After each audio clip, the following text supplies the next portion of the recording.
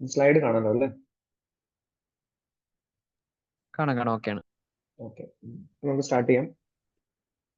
അപ്പൊ നമ്മൾ ഇന്ന് ഡിസ്കസ് ചെയ്യാൻ പോകുന്ന ടോപ്പിക് നോൺ കമ്മ്യൂണിക്കബിൾ ഡിസീസിലെ അനദർ ഇമ്പോർട്ടൻറ്റ് ടോപ്പിക് ആണ് hypertension. So will start the slide. Okay, introduction. It is the most common cardiovascular disorder posing a major public health challenge to population in socio-economic and epidemiological transition. അപ്പോൾ ഏറ്റവും കൂടുതൽ cardiovascular diseases ഉണ്ടാക്കുന്ന ഒരു disorder ആണ്, അല്ലെങ്കിൽ ഒരു non communicable disease ആണ് നമ്മുടെ hyper tension. It is one of the major risk factor for cardiovascular mortality which accounts for 20 to 50% of all death. നമ്മൾ എല്ലാ മരണനിരക്കും എടുക്കുകയാണെങ്കിൽ അതിൽ 20 to 50% സാധനങ്ങളും കാർഡിയോവാസ്കുലർ ഡിസീസ് കൊണ്ട് വരുന്നതാണ്. അതിന് ഹാർട്ടിന്റെ വെസൽസ് കൊണ്ടുവരുന്ന ഡിസീസ് ആണ്.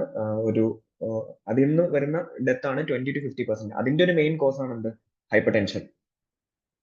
So hypertension is a chronic condition of concern due to its role in causation of coronary heart disease, stroke and other vascular complication. അതായത് ഹൈപ്പർ ടെൻഷൻ എന്ന് പറയുന്ന അസുഖം ഈ ഡിസീസസ് ഉണ്ടാക്കുന്നതുകൊണ്ടാണ് ഇത്ര ക്രോണിക് ആയിട്ടുള്ളത്. കാരണം it causes coronary heart disease,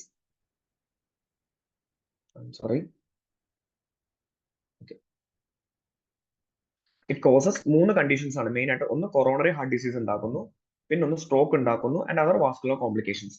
ഈ 3 complications ഉണ്ടാക്കുന്നതുകൊണ്ടാണ് hyper ടെൻഷനെ ഒരു ക്രോണിക് കണ്ടീഷൻ ആയിട്ട് കണക്കാക്കുന്നത്. അടുത്തത് sir George Pickering first formulated concept that blood pressure in a population is distributed continuously as a bell shaped curve with no real separation between normotension and hypertension. ഈ 3 വാക്കുകൾ important ആയിട്ട് ഓർത്തിരിക്കണം. എന്താണ് bell shaped curve? ഈ താഴെ കാണുന്ന figure കണ്ടോ? അതാണ് ബെൽ ഷേപ്ഡ് കർവ് എന്ന് പറയുന്നത്. നമ്മൾ നോർമൽ ഡിസ്ട്രിബ്യൂഷൻ എന്നാണ് സ്റ്റാറ്റിസ്റ്റിക്സിൽ പറയാം. ഇതിനർത്ഥം എന്താണെന്ന് വെച്ചാൽ ഈ നടുക്ക് വരുന്ന വര ഉണ്ട്, ഈ ഡോട്ട് ഡോട്ട് ഡോട്ട് വരുന്ന നടുക്ക് വരുന്ന വരയാണ് നോർമൽ ഹൈപ്പർ ടെൻഷൻ. ആ നോർമൽ ഹൈപ്പർ ടെൻഷനോട് അടുത്തായിരിക്കും ഓൾമോസ്റ്റ് എല്ലാ ആൾക്കാരും. കുറച്ചു പേര് മാത്രം ഈ സൈഡിലേക്ക്, ഒന്നെങ്കിൽ ലെഫ്റ്റ് സൈഡിലേക്ക്, which can be hypo tension, അതായത് ബ്ലഡ് പ്രഷർ കുറഞ്ഞൊരു സിറ്റുവേഷൻ ആയിരിക്കും. കുറച്ച് പേര് എന്താണ് ഓൺ ദ റൈറ്റ് സൈഡ്, അതായത് ഹൈപ്പർ ടെൻഷൻ സിറ്റുവേഷനിലായിരിക്കും. കൺസെപ്റ്റ് എന്താണെന്ന് പറയുന്നത് ഒരു ബെൽ ഷേപ്പ്. ഈ നമ്മളൊരു 1000 പേരുടെയോ അല്ലെങ്കിൽ 1,00,000 പേരുടെയോ സ്റ്റാറ്റിസ്റ്റിക്സ് എടുക്കുകയാണെങ്കിൽ അവരുടെ ഗ്രാഫ് വരയ്ക്കുകയാണെങ്കിൽ അത് ഇതുപോലെ ആയിരിക്കും വരിക എന്നാണ് സർ ജോർജ് പെക്കറിംഗ് പറഞ്ഞിട്ടുണ്ട്. എന്താണ് bell shaped curve with no real separation between normotension and hypertension.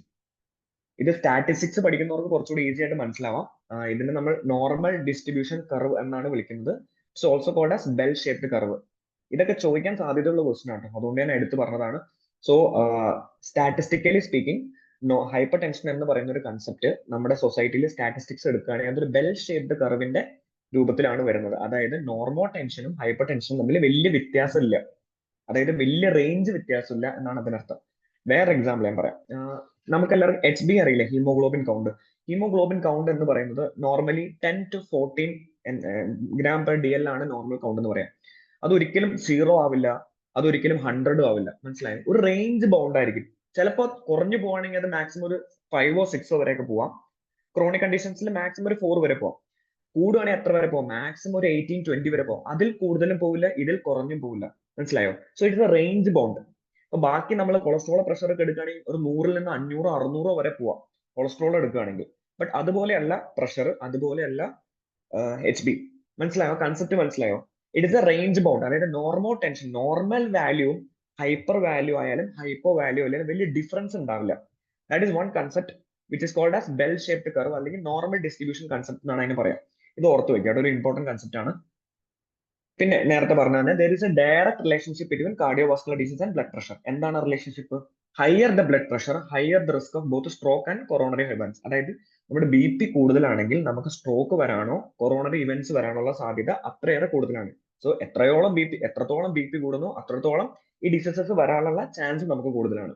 Okay, so ഏറ്റവും ഈ ഹൈപ്പർ ടെൻഷൻ എന്ന് പറയുന്ന ടോപ്പിക്ക് തന്നെ ഏറ്റവും ഇമ്പോർട്ടന്റ് ആയിട്ട് പഠിക്കേണ്ടതും ഏറ്റവും കൂടുതൽ ക്വസ്റ്റ്യൻസ് ചോദിക്കുന്നതും ആയിട്ടുള്ള ഒരു ഏരിയ ആണിത്. Classification of measurement.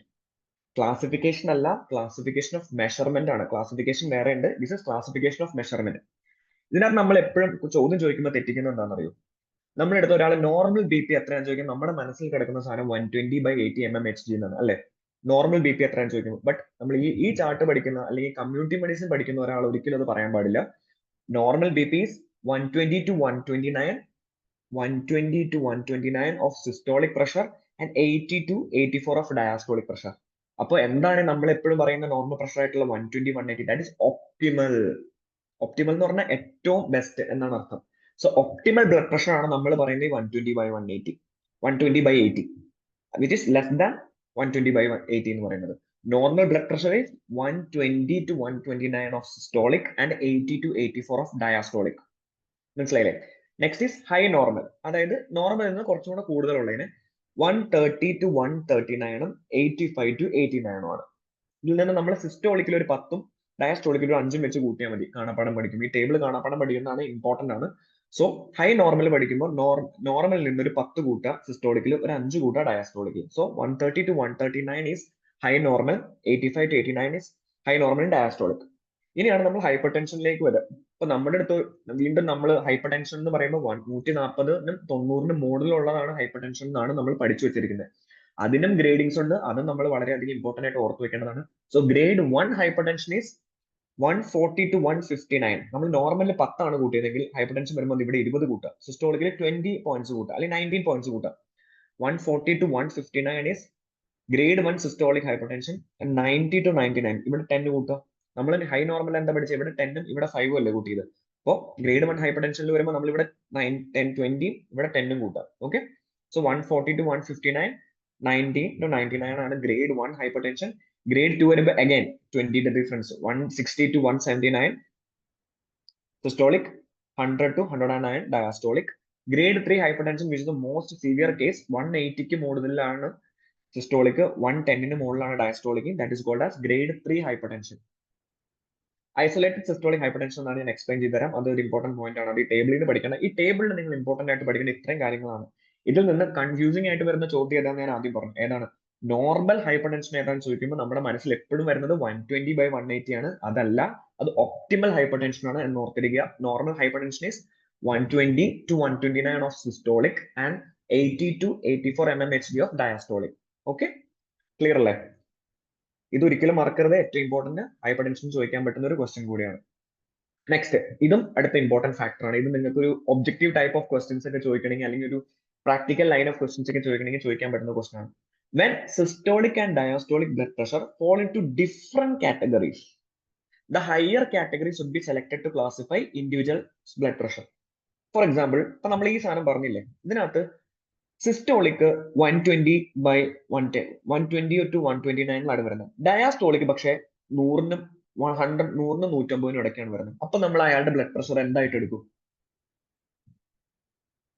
As the sentence suggest, the higher category should be selected. അപ്പോ നമ്മൾ സിസ്റ്റോളിക് നോർമലും ഡയാസ്റ്റോളിക് ഗ്രേഡ് 2 ആണ് വരുന്നെങ്കിൽ നമ്മൾ എന്ത് സെലക്ട് ചെയ്യണം? ഏതാണോ ഹയർ കാറ്റഗറിയിൽ വരുന്നത് അതാണ് ആ ഇൻഡിവിജ്വലിന്റെ ഹൈപ്പർ ടെൻഷൻ എന്ന് സെലക്ട് ചെയ്യണം. So grade 2 will be his hyper tension. മനസ്സിലായല്ലോ അല്ലെ? ഒന്നുകൂടെ എക്സ്പ്ലെയിൻ ചെയ്യാം. സിസ്റ്റോളിക്കും ഡയാസ്റ്റോളിക്കും ഡിഫറെന്റ് കാറ്റഗറീസിലാണ് വരുന്നതെങ്കിൽ, അതായത് ഈ പറയുന്ന കാറ്റഗറീസിലല്ല വരുന്നെങ്കിൽ, സിസ്റ്റോളിക് നോർമൽ കാറ്റഗറിയിലും ഡയാസ്റ്റോളിക് ഗ്രേഡ് 2 കാറ്റഗറിയിലും ആണ് വരുന്നതെങ്കിൽ, ഏതാണോ ഹയർ കാറ്റഗറി ആ കാറ്റഗറിയാണ് ആ ഇൻഡിവിജ്വലിന്റെ ബ്ലഡ് പ്രഷർ ആയിട്ട് എടുക്കുന്നത്. Clear? So that is another important topic. Important ആയിട്ട് പഠിക്കേണ്ട ഒരു ആണ് first point. Second point is another important topic. Isolated systolic hypertension. Okay, systolic hypertension is defined as systolic pressure above 140 and diastolic pressure less than 90 mmHg. അതായത് systolic blood pressure 140ന് മുകളിൽ പോവുകയും ഡയാസ്റ്റോളിക് blood pressure 90 mgക്ക് താഴെ വരികയും ചെയ്യുകയാണെങ്കിൽ അതിന് പറയുന്നതാണ് isolated systolic hypertension. ഇതും നിങ്ങൾക്ക് ക്വസ്റ്റ്യൻ ചോദിക്കുമ്പോൾ കൺഫ്യൂസിംഗ് ആവാം. ഇപ്പൊ നിങ്ങളുടെ അടുത്ത് ഒരു ക്വസ്റ്റ്യൻ വരികയാണ്, ഇതിനകത്ത് ഏതാണ് ഗ്രേഡ് 1 ഹൈപ്പർടെൻഷൻ എന്ന് ചോദിച്ചിട്ട് ഇങ്ങനെ ഒരു പോയിന്റ് ഇടുകയാണെങ്കിൽ നിങ്ങൾക്ക് അത് റൂൾ ഔട്ട് ചെയ്യാൻ പറ്റണം. ഗ്രേഡ് 1 ഹൈപ്പർടെൻഷൻ എന്താണ്, ഗ്രേഡ് 2 ഹൈപ്പർടെൻഷൻ എന്താണ്, ഗ്രേഡ് 3 ഹൈപ്പർടെൻഷൻ എന്താണ്, ഐസൊലേറ്റഡ് സിസ്റ്റോളിക് ഹൈപ്പർടെൻഷൻ എന്താണ് മനസ്സിലാവണം. അതിന് എന്ത് മനസ്സിലാക്കണം? നിങ്ങൾ 140 കാണുമ്പോൾ തന്നെ ആദ്യം കയറി ഹൈപ്പർടെൻഷൻ ഇടരുത്. 140ന് മുകളിൽ സിസ്റ്റോളിക്കും 90ക്ക് താഴെ ഡയാസ്റ്റോളിക്കും ആണോ എന്ന് ശ്രദ്ധിച്ചിട്ട് വേണം അത് ഐസൊലേറ്റഡ് സിസ്റ്റോളിക് ഹൈപ്പർടെൻഷൻ ആണോ അതോ ഗ്രേഡ് 1 ഹൈപ്പർടെൻഷൻ ആണോ അതോ ഗ്രേഡ് 2 ഹൈപ്പർടെൻഷൻ ആണോ എന്ന് തീരുമാനിക്കാം. ഓക്കെ, സോ ഈ രണ്ട് പോയിന്റും ഇമ്പോർട്ടന്റ് ആയിട്ട് പഠിക്കേണ്ടതാണ്. Next is organ damage. ഇതൊന്നും അത്ര നിങ്ങൾക്ക് ക്വസ്റ്റ്യൻസ് വരുമ്പോൾ ഇമ്പോർട്ടന്റ്, ജസ്റ്റ് മനസ്സിലാക്കി വെക്കാം. ഹൈപ്പർടെൻഷൻ കൂടുതലാണെങ്കിൽ നിങ്ങൾക്ക് ഓർഗൻ ഡാമേജ് വരാനുള്ള സാധ്യത കൂടുതലാണ് എന്നാണ് പറയുന്നത്. So another point, blood pressure and organ impairment should be evaluated separately.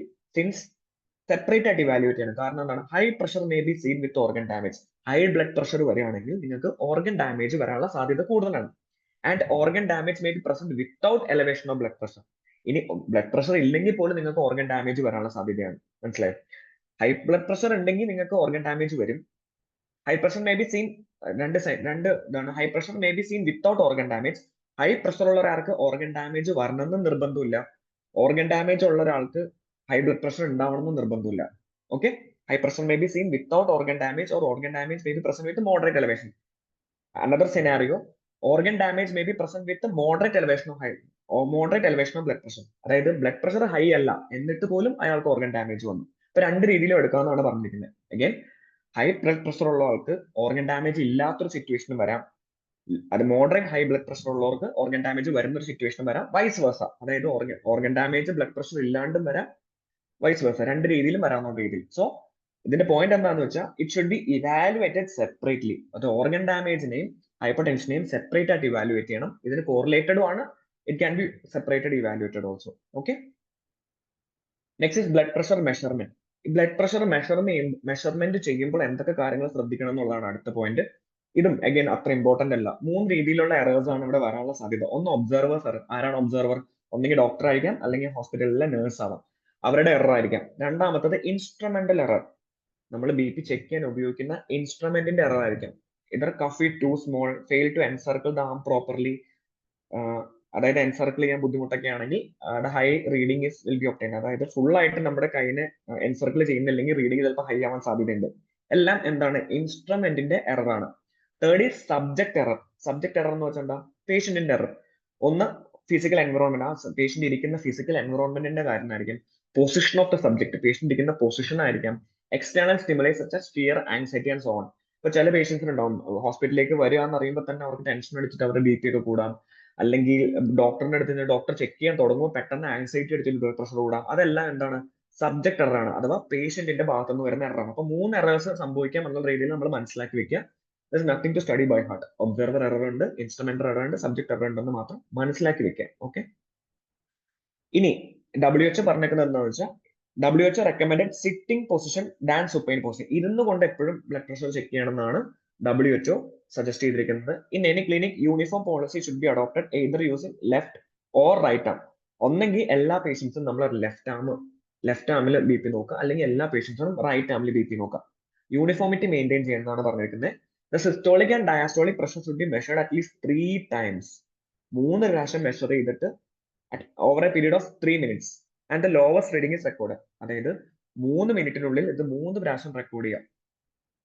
മനസ്സിലായോ? 3 പ്രാവശ്യം റെക്കോർഡ് ചെയ്തിട്ട് ഏറ്റവും ലോ ഏതാണ് അത് നമ്മൾ എടുക്കുക എന്നുള്ളതാണ് ഇതിനകത്ത് പറഞ്ഞിരിക്കുന്നത്. നേരത്തെ പറഞ്ഞില്ലേ എൻവറോൺമെന്റൽ ആസ്പെക്ട് ആയിട്ട് ചിലപ്പോൾ ആൻസൈറ്റിയോ ഫിയർ ഒക്കെ കാരണം ചിലപ്പോൾ അവരുടെ ബി പി പെട്ടെന്ന് ഷൂട്ടപ്പ് ചെയ്തായിരിക്കും. അപ്പൊ നമ്മൾ ഒരു 3 പ്രാവശ്യമൊക്കെ നോക്കുമ്പോഴത്തേക്ക് ചിലപ്പോൾ അത് പതുക്കെ പതുക്കെ ഡൗൺ ആയി വരും. അപ്പൊ നമ്മൾ ഏറ്റവും ലോവസ്റ്റ് ആയിട്ടുള്ള റെക്കോർഡഡ് ബി പി ആണ് അയാളുടെ ബ്ലഡ് പ്രഷർ ആയിട്ട് എടുക്കേണ്ടത്. For the reason of comparability the data should be recorded everywhere in a uniform way. നേരത്തെ പറഞ്ഞല്ലോ, സിറ്റിംഗ് പൊസിഷൻ ആണെങ്കിൽ സിറ്റിംഗ് പൊസിഷൻ ആണ് ഏറ്റവും ബെസ്റ്റ് ആയിട്ട് റെക്കമെൻഡ് ചെയ്തേക്കുന്നത്. റൈറ്റ് ആം ആണെങ്കിൽ എല്ലാ പ്രാവശ്യം റൈറ്റ് ആം യൂസ് ചെയ്യുക. പിന്നെ 3 പ്രാവശ്യം മെഷർ ചെയ്യുക in at period of 3 minutes. എന്നിട്ട് ഏറ്റവും ലോവസ്റ്റ് ഉള്ള സാധനം ഏറ്റവും ലോവസ്റ്റ് ആയിട്ട് റെക്കോർഡ് ചെയ്ത വാല്യൂ എടുക്കുക. അപ്പൊ ഈ 3 കാര്യങ്ങൾ ശ്രദ്ധിച്ചിട്ട് വേണം നമ്മൾ ബി പി എടുക്കാൻ. For what? To maintain a uniformity for comparability. Compare ചെയ്യാൻ വേണ്ടി, യൂണിഫോമിറ്റി കിട്ടാൻ വേണ്ടിയാണ് നമ്മൾ ഇങ്ങനെ ചെയ്യുന്നത് എന്നും കൂടി മനസ്സിലാക്കി വെക്കുക. ഇതൊന്നും നിങ്ങൾക്ക് എക്സാം പോയിന്റ് ഓഫ് വ്യൂവിൽ അത്ര ഇമ്പോർട്ടന്റ് ആണെന്ന് എനിക്ക് തോന്നുന്നില്ല, ബട്ട് മനസ്സിലാക്കി വെക്കേണ്ട കാര്യങ്ങളാണ്. Next is classification. അപ്പൊ ഞാൻ നേരത്തെ പറഞ്ഞു ക്ലാസിഫിക്കേഷൻ ഓഫ് മെഷർമെന്റ് ആണ് നമ്മൾ നേരത്തെ പഠിച്ചത്. Next is classification of hypertension.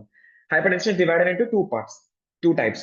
One is primary or essential hypertension. Next is secondary hypertension. ഇപ്പൊ രണ്ട് രീതിയിലുള്ള ഹൈപ്പർടെൻഷൻ ആണുള്ളത്. ഒന്ന് പ്രൈമറിയും സെക്കൻഡറി.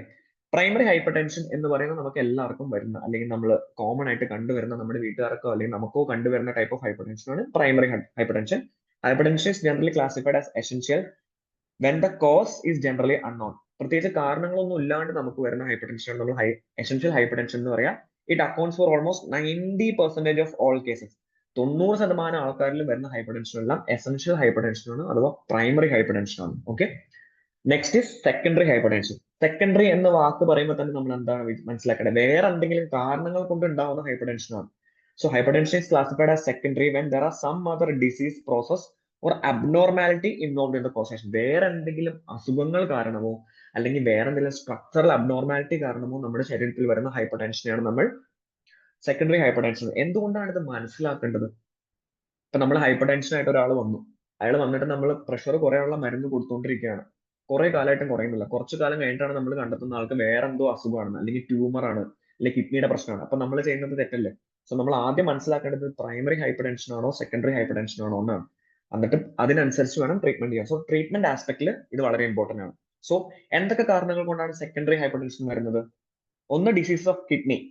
കിഡ്നി ആണല്ലോ നമ്മുടെ ബ്ലഡ് പ്യൂരിഫൈ ചെയ്യുന്നത്. So diseases of kidney, chronic glomerular നെഫ്രൈറ്റിസോ ക്രോണിക് പൈലോനെഫ്രൈറ്റിസോ വരുന്നതാണെങ്കിൽ നമുക്ക് ഈ എന്താണ് ഹൈപ്പർ ടെൻഷൻ കൂടി വരാം. ട്യൂമേഴ്സ് ഓഫ് അഡ്രീനൽ ഗ്ലാൻഡിന് വരുന്ന ട്യൂമേഴ്സ് കാരണം നമുക്ക് ബി പി വരാം. Congenital narrowing of അയോട്ട. കൺജനൈറ്റൽ എന്ന് പറഞ്ഞാൽ ജനിക്കുമ്പോൾ തന്നെ അയോട്ട നാരോ ആവുകയാണെങ്കിൽ ടോക്സീമിയ ഓഫ് പ്രഗ്നൻസി ടൈമിൽ വരുന്ന ഇൻഫെക്ഷൻസിനെയാണ് നമ്മൾ ടോക്സീമിയാസ് എന്ന് വിളിക്കുന്നത്. ആ കാരണങ്ങൾ കൊണ്ട് നമുക്ക് ഹൈപ്പർ ടെൻഷൻ വരാം. സോ ഈ ടൈമിൽ നമ്മൾ ആന്റി ഹൈപ്പർ ടെൻസീവ്സ് കൊടുക്കാണ്ട് എന്താണോ അതിന്റെ കോസ്, ആ കോസിനെയാണ് ട്രീറ്റ് ചെയ്യേണ്ടത്. So it is important to understand which is primary hypertension and which is secondary hypertension. Okay. Rule of halves another very very important topic ആണ്. റൂൾ ഓഫ് ഹാർപ്സ് ഏതിന്റെ അണ്ടറിലാണ് വരുന്നതെന്ന് എപ്പോഴും ചോദ്യം ചോദിച്ചു കണ്ടിട്ടുണ്ട്. സോ ഹൈപ്പർ ടെൻഷനിലാണ് നമ്മൾ rule of ഹാർപ്സ് പഠിക്കുന്നതെന്ന് ഓർത്ത് വെക്കുക. Hypertension is iceberg disease. എന്താണ് ഐസ്ബർഗ്? സൈഡിൽ കാണുന്ന ഫോട്ടോ ഉണ്ട്. ഐസ്ബർഗ് എന്ന് വെച്ചാൽ എന്താണ്? മഞ്ഞുമലയുടെ എന്താ ക്യാരക്ടറിസ്റ്റിക് ഫീച്ചർ? നമ്മൾ മോഡലിൽ കുറച്ച് ഭാഗമേ കാണുള്ളൂ. അതിന്റെ ഡബിളോ അല്ലെങ്കിൽ ത്രിബിളോ 3 ടൈംസോ താഴേക്ക് അതിന് ഡെപ്ത് ഉണ്ടാവും. അതിനാണ് നമ്മൾ ഐസ്ബർഗ് ഫിനോമിന എന്ന് പറയുന്നത്. So hyper tension iceberg disease. കാരണം നമ്മൾ കാണുന്നത് വളരെ കുറവും അതിന്റെ അണ്ടർലൈങ് ആയിട്ട് ഒരുപാട് ഫീച്ചേഴ്സ് ഉള്ളത് കൊണ്ടാണ്, അല്ലെങ്കിൽ ഒരുപാട് കോംപ്ലിക്കേഷൻസ് ഉള്ളത് കൊണ്ടാണ് അതിനെ ഐസ്ബർഗ് ഫിനോമിന എന്ന് പറയുന്നത്. In one aspect. സെക്കൻഡ് ആസ്പെക്ടിൽ എന്താ? ഒരുപാട് ആൾക്കാർക്ക് ഹൈപ്പർ ടെൻഷൻ ഉണ്ടെങ്കിൽ നമ്മൾ കുറച്ച് ആൾക്കാരെ മാത്രമേ ഐഡന്റിഫൈ ചെയ്യുന്നുള്ളൂ അല്ലെങ്കിൽ ട്രീറ്റ് ചെയ്യുന്നുള്ളൂ. ആ ഒരു രീതിയിൽ നമുക്ക് ഹൈപ്പർ ടെൻഷൻ എക്സ്പ്ലെയിൻ ചെയ്യാം. ഓക്കെ. ആ എക്സ്പ്ലനേഷനെയാണ് നമ്മൾ റൂൾ ഓഫ് ഹാർപ്സ് എന്ന് വിളിക്കുന്നത്, which is also called as iceberg phenomena. So only about half of the hypertensive subject in general population of most developed countries are aware of the condition. അതായത് 100 പേരുണ്ടെങ്കിൽ അതിനകത്ത് 50 പേർക്ക് മാത്രമേ അവർക്ക് ഹൈപ്പർ ടെൻഷൻ ഉണ്ട് എന്ന് അറിയുള്ളൂ. അതായത് 100 ഹൈപ്പർ ടെൻസീവ് പേഷ്യൻസിൽ 50 പേർക്ക് അവർക്ക് ഹൈപ്പർ ടെൻഷൻ ഉണ്ടെന്ന് അറിയുള്ളൂ. About half of those aware of the problem are being treated. അപ്പൊ 50 പേരിൽ 25 പേർക്കേ treatment ലഭിക്കുന്നുള്ളൂ. About half of those treated were considered adequately treated. ആ ഹാഫ് ആയിട്ട് ട്രീറ്റ് ചെയ്യുന്ന ഹാഫ് ആയിട്ട് ഐഡന്റിഫൈ ചെയ്ത ആൾക്കാരിൽ ഹാഫ് ആയിട്ട് ആൾക്കാരെ ട്രീറ്റ് ചെയ്യുന്നുള്ളൂ. ആ ഹാഫ് ആയിട്ട് ട്രീറ്റ് ചെയ്യുന്ന ആൾക്കാരിലെ അതിന്റെ ഹാഫേ അഡിക്വേറ്റ്ലി ട്രീറ്റ് ചെയ്യുന്നുള്ളൂ. ഓക്കെ. സോ 100 പേര് ഹൈപ്പർ ടെൻഷൻ ഉണ്ടെങ്കിൽ അവർ 50 പേരെ ഐഡന്റിഫൈ ചെയ്യുന്നുള്ളൂ. 50 പേരെ ഐഡന്റിഫൈയിൽ 25 പേരെ ട്രീറ്റ് ചെയ്യുന്നുള്ളൂ. 25 പേരെ ട്രീറ്റ് ചെയ്യുന്നതിൽ 12.5 ആൾക്കാരെ അഡിക്വേറ്റ്ലി ട്രീറ്റ് ചെയ്യുന്നുള്ളൂ. ഓക്കെ. സോ 100 പേരുണ്ടെങ്കിൽ അതിന്റെ ഹാഫ് 50 പേർക്ക് ഐഡന്റിഫൈ ചെയ്യുന്നുള്ളൂ. 50 പേരിൽ 25 പേരെ ട്രീറ്റ് ചെയ്യുന്നുള്ളൂ. 25 പേരിൽ 12.5 ആൾക്ക് അഡിക്വേറ്റ്ലി ട്രീറ്റ്മെന്റ് കൊടുക്കുന്നു. സോ മുകളിൽ കാണുന്ന അല്ലെങ്കിൽ നമ്മൾ ഐഡന്റിഫൈ ചെയ്യുന്ന number of hypertensive patients വളരെ കുറവാണ് എന്നാണ് ഈ റൂൾ ഓഫ് ഹാർപ്പ് സജസ്റ്റ് ചെയ്യുന്നത്. അതുകൊണ്ടാണ് ഇതിനെ ഐസ്ബർഗ് ഡിസീസ് എന്നും വിളിക്കുന്നത്. സോ ഐസ്ബർഗ് ഡിസീസ് ഏതാണ് ക്വസ്റ്റ്യൻ വരാം, ഓർത്തിരിക്കുക. ഇൻസിഡൻസ് എന്ന് പറയുന്നത് നമ്മുടെ ഇന്ത്യയിൽ അല്ലെങ്കിൽ നമ്മുടെ ലോകത്തെ എത്രത്തോളം ഹൈപ്പർ ടെൻഷൻ വിപുലമാണ് അല്ലെങ്കിൽ എത്രത്തോളം ഉണ്ട് എന്നറിയാൻ വേണ്ടിയാണ് നമ്മൾ ഇൻസിഡൻസ് പഠിക്കുന്നത്. ഒരുപാട് കാണാപ്പാടം പഠിക്കണമെന്നില്ല, അല്ലെങ്കിൽ ഡീറ്റെയിൽ ആയിട്ട് പഠിക്കണമെന്നില്ല, ജസ്റ്റ് ഒന്ന് വായിച്ചു പോവാ. Overall prevalence is 30 to 40%. അതായത് അഡൽട്സിലെ 30 to 40% ആൾക്കാർക്കും ഡയബറ്റീസ് ഉണ്ട് എന്ന് മനസ്സിലാക്കി വെക്കുക. 24% ആണുങ്ങളും 20% സ്ത്രീകളിലും ഹൈപ്പർ ടെൻഷൻ ഉണ്ട്. അതായത് 4-ൽ ഒരാൾക്ക് ആണുങ്ങളിലും 5-ൽ ഒരാൾ സ്ത്രീകളിലും ഹൈപ്പർ ടെൻഷൻ ഉണ്ട് എന്ന് മനസ്സിലാക്കി വെക്കുക. Hypertension becomes progressively more common with advancing age. നമുക്കറിയാം ഏജ് കൂടുന്ന അനുസരിച്ച് ഹൈപ്പർ ടെൻഷന്റെ പ്രൊമിനൻസ് അല്ലെങ്കിൽ ഹൈപ്പർ ടെൻഷൻ കൂടി വരും, അല്ലെങ്കിൽ ഹൈപ്പർ ടെൻഷൻ വരാനുള്ള സാധ്യത കൂടി വരും എന്നാണ്. സോ ആ പോയിന്റ് ആണ് നെക്സ്റ്റ് പറയുന്നത്. Prevalence of greater than 60% people in aged above 60 years. 60 വയസ്സിന് മുകളിലുള്ള 60% മുകളിലുള്ള ആൾക്കാർക്കും ഹൈപ്പർ ടെൻഷൻ ഉണ്ടെന്നാണ് പറയുന്നത്. അതായത് നോർമൽ ആയിട്ട് 30 to 40% അഡൽസിലാണ് ഹൈപ്പർ ടെൻഷൻ ഉള്ളത്. ബട്ട് 60 വയസ്സ് കഴിഞ്ഞാൽ ഗ്രേറ്റർ ദാൻ 60% ഓഫ് ആൾക്കാർക്കും ഹൈപ്പർ ടെൻഷൻ ഉണ്ടെന്നാണ് പോയിന്റ്. മനസ്സിലായല്ലോ അല്ലെ? ഇതാണ് ഇതിനകത്ത് പഠിക്കാനുള്ളത്. പിന്നെ ഡാലി ഞാൻ പറഞ്ഞു, കഴിഞ്ഞ ക്ലാസ് എടുത്തപ്പോൾ ഞാൻ ഒരു ഇമ്പോർട്ടന്റ് കാര്യം പറഞ്ഞായിരുന്നു. ഡാലി എല്ലാ ഡിസീസിന്റെ ഡാലി എത്രയാണെന്ന് പഠിച്ചു വെക്കണം എന്ന് പറഞ്ഞായിരുന്നു. So elevated blood pressure is leading cause of premature death in 2015 according to almost 10 million deaths and 200 million DALY. 200 million DALY ആണ് 2005 റിപ്പോർട്ട് അനുസരിച്ച്. ഇത് ഏറ്റവും ലേറ്റസ്റ്റ് റിപ്പോർട്ടാണ്, നമ്മുടെ ഏറ്റവും ലേറ്റസ്റ്റ് പാർക്കിൽ കൊടുത്തേക്കുന്ന സ്റ്റാറ്റിസ്റ്റിക്സ് ആണ്. സോ 200 million ഡാലി ആണ് നിലവിൽ വേൾഡ് വൈഡ് വരുന്ന ഹൈപ്പർ ടെൻഷന്റെ ഡാലി എന്ന് പഠിച്ചു വെക്കുക. ഡാലി has increase by 40% since 1990. Systolic blood pressure greater than 140 account for most of the morbidity and disability burden. അതായത് നമ്മൾ നേരത്തെ പഠിച്ചു 140 മുകളിൽ സിസ്റ്റോളിക് ബ്ലഡ് പ്രഷർ വരികയാണെങ്കിൽ അത് ഡിസബിലിറ്റിക്കും മോർബിലിറ്റിക്കും കാരണമാവും എന്നാണ് പറയുന്നത്. പ്രിവലൻസ് ഇൻ ഇന്ത്യ, അപ്പൊ നമ്മൾ നേരത്തെ പഠിച്ച വേൾഡിലുള്ള പ്രിവലൻസ് ആണ്. നെക്സ്റ്റ് ഇസ് ഇന്ത്യയിലുള്ള പ്രിവലൻസ് ഓൾമോസ്റ്റ് സിമിലർ ആണ്. 21% of woman aged 15 years or above have hyper tension. അതായത് 15 വയസ്സിന് മുകളിലുള്ള 21% സ്ത്രീകളിലും ഹൈപ്പർ ടെൻഷൻ ഉണ്ടെന്നാണ് പറയുന്നത്, വിച്ച് ഇസ് ഓൾമോസ്റ്റ് 1/5. അതായത് 100-ൽ 5-ൽ ഒരാൾക്ക്, 100-ൽ 20 പേർ, 21%. അതിനകത്ത് 12% is mildly elevated BP, 4% is severely elevated BP, and 40% of women have BP within normal range. Almost 2/5 of the women are pre-hypertensive, അതായത് ഹൈപ്പർടെൻഷനിലേക്ക് കടക്കുന്ന ഒരു സ്റ്റേജിലേക്കാണ്. 1% is taking medicines and have BP in normal range. So ഇതെല്ലാം കാണാപ്പാടം പഠിക്കേണ്ട, just അറിഞ്ഞിരുന്നാൽ മതി. ഇത്രത്തോളം vast ആയിട്ട് നമ്മുടെ കൺട്രിയിലെ വിമണിന് hyper tension ഉണ്ടെന്ന് മനസ്സിലാക്കി വെക്കുക. അതായത് 5-ൽ ഒരാൾക്ക്. മെന്നിൽ വരുമ്പോൾ കുറച്ചും കൂടി കൂടുതലാണ്. 25% of men over 115 years, over 115 അല്ല 15 years and above have hypertension. കേട്ടോ, 115 അല്ല 15 years or above have hypertension. അതായത് 1/4. ഫീമെയിലിന്റെ കണ്ടീഷൻ വരുമ്പോൾ നമ്മൾ 1/5 ആണ് പഠിച്ചത്. മെന്നിന്റെ കണ്ടീഷൻ വരുമ്പോൾ 1/4 ആണ് എന്ന് ഓർത്തു വെക്കുക. 16% with mildly elevated BP, 4% with a moderately elevated BP, 2% with a severely elevated BP, 30% normal BP, 49% pre-hypertensive, 1% taking medicine. ഇതൊന്നും കാണാപ്പാടം പഠിക്കേണ്ട, ജസ്റ്റ് വായിച്ചിരുന്നാൽ മതി, അറിഞ്ഞിരുന്നാൽ മതി. Okay, patterns by background characteristics.